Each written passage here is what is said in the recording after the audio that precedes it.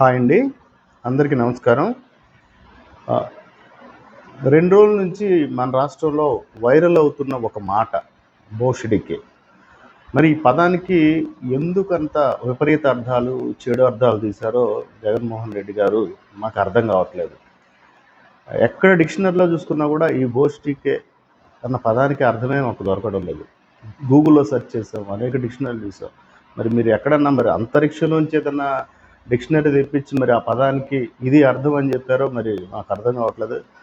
ఆ మాట వినడానికే ఎంతో బాధాకరంగా ఉంది. 4 సంవత్సరాల క్రితం మీరు మాట్లాడి రెచ్చగొట్టిన మాట, విపరీత అర్థం చెప్పిన మాట, ఆ వీడియో ఒకసారి చూద్దాం. చివరికి మావాడు అధికారంలో లేకపోతే ముఖ్యమంత్రిని కూడా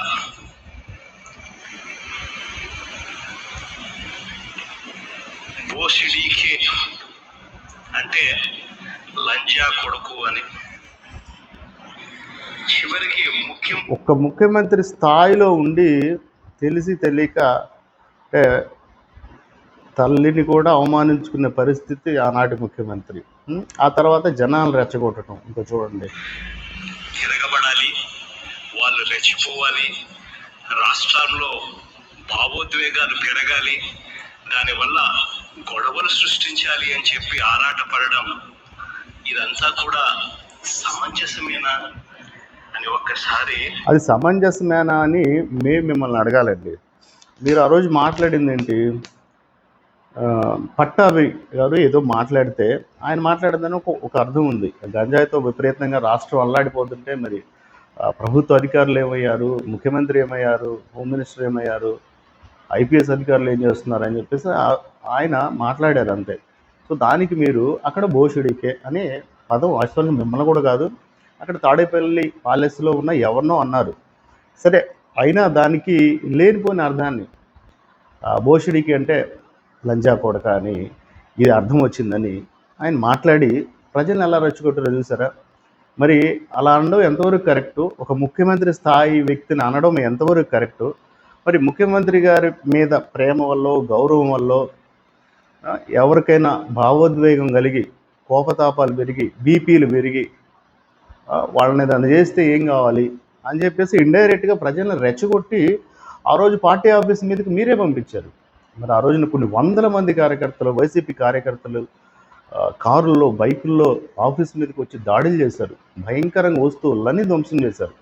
ఆ రోజున నారా లోకేష్ గారి ఒక టెక్నాలజీ వల్ల, ఆయన కనిపెట్టిన ఒక టెక్నాలజీ వల్ల అక్కడ డోర్లు ఆటోమేటిక్గా 2వ ఫ్లోర్, 3వ ఫ్లోర్లో డోర్లు ఆటోమేటిక్గా లాక్ అయిపోయాయి. ఈ కార్యకర్తలు ఎవరు లోపలకి వెళ్ళలేకపోయారు. కానీ లేదంటే అక్కడ చాలా దారుణాలు జరిగాయి, మరణాలు కూడా జరిగాయి. అలా రెచ్చగొట్టి పంపించారు. ఆ తర్వాత నిన్న ఎంపీ గారిని ములాఖాత్లో జైలుకి వెళ్ళి కలవడానికి, నందిగం సురేష్ గారిని కలవడానికి నిన్న వెళ్ళారు. నిన్న కలిసిన తర్వాత బయటకు వచ్చి మళ్ళీ ప్రెస్ మీట్లో మళ్ళా ఏం మాట్లాడారు ఒకసారి చూడండి.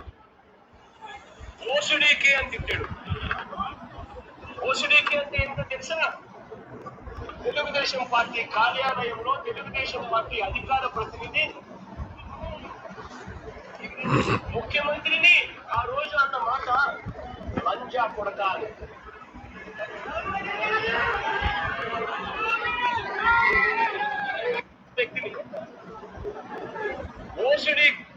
సో నిన్న మళ్ళీ మీరు మాట్లాడింది జైలు బయటకు వచ్చిన తర్వాత, జైలు నుంచి ములాఖాత్ నుంచి బయటకు వచ్చిన తర్వాత మళ్ళీ మీరు మాట్లాడారు. ఆ లాస్ట్లో వీడియోలో మనం గమనించవచ్చు, మీరు మాట్లాడుతున్నప్పుడు దానికి అర్థం చెప్తున్నప్పుడు జనంలో గొడవ, రే పెద్దగా అరుస్తున్నారు. అంటే జనాలను ఎందుకు అలా రెచ్చగొడతారు? ఏమండి, అబద్ధాలు చెప్పి చెప్పి చెప్పి మొన్న జరిగిన ఎలక్షన్లో 164 స్థానాల్లో మీరు ఘోరంగా ఓడిపోయారు కదా. ఇవాళ మళ్ళీ అబద్ధాలు చెప్తారండి. ఏ డిక్షనరీలో చూశారు ఆ పదానికి అర్థం వస్తుందని? నేను కూడా చిన్నప్పుడు చాలాసార్లు ఈ పదాన్ని వాడుకున్నాం, భోషిడి అని. ఇన్ జనరల్గా భోషిడి అంటే బామరిది వరుసమైన వాళ్ళని మేము పిలుచుకుంటూ ఉంటాం, అది సరదాగా వాడే ఒక పదం. కానీ దానికి ఇంత పెద్ద అర్థం మీరు కల్పించి చెప్పి జనాలు రెచ్చగొడుతున్నారు. పోయినసారి జనాలు రెచ్చగొట్టారు, పార్టీ ఆఫీస్ మీదకి వెళ్ళారు, ఇంత గొడవ జరిగింది. మరి నిన్న మళ్ళీ జైలు నుంచి బయటకు వచ్చి, ఆ జైలు నుంచి మీరు వెళ్ళి చూసింది ఎవరినండి? నందిగం సురేష్, మాజీ ఎంపీ. మరి ఇవాళ కృష్ణా నది బ్యారేజ్ని కూలగొట్టడానికి పథక రచన చేసిన దాంట్లో వన్ ఆఫ్ ది పర్సన్గా ఈయన ఉన్నాడు. ఎట్లా? కనీసం 40-50 టన్నుల బోట్లను తీసుకొచ్చి బలవంతంగా ఆ బ్యారేజీని పడగొట్టి కొన్ని లక్షల మంది మరణానికి కారణమయ్యేవాడు. అలాంటి పథక రచనలో ఉన్నాడు ఈ ఎంపీ. అటువంటి వ్యక్తిని మీరు పరామర్శించడానికి వెళ్తారా? మరి విజయవాడలో ఇంత గందరగోళం జరిగి ఇంతమందికి దిక్కులేని పరిస్థితుల్లో ఉంటే చంద్రబాబు గారు ఒక పక్క 10 రోజుల నుంచి రోజు అక్కడే ఉంటున్నారు, బాధితులను పరామర్శిస్తున్నారు, ప్రతి పేటలోకి ప్రతి వార్డులోకి వెళ్ళి వాళ్ళ కష్టాలు తెలుసుకుంటున్నారు, స్వయంగా దగ్గరుండి ఆ కష్టాలు తీరుస్తున్నాడు. వాస్తవానికి మరి ఆయన ఎక్కడన్నా ఆఫీసులో కూర్చొని కూడా పర్యవేక్షణ చేయొచ్చు, కానీ ఆయన స్వయంగా ఎందుకు వెళ్తున్నాడు? నేనే దగ్గరుండి పనిచేస్తే అప్పుడు కలెక్టర్లు, ఐపీఎస్ ఆఫీసర్లు, శానిటరీ సిబ్బంది, మున్సిపల్ సిబ్బంది అందరూ నాకంటే ఇంకా కష్టపడి పనిచేస్తారు. సో నేనే ఉండి చేస్తే ఇంకా మంచిది, నష్టపోయిన నా విజయవాడిని త్వరగా బాగు చేసుకోవచ్చు అని చెప్పేసి ఆయన కష్టపడుతూ ఉన్నారు.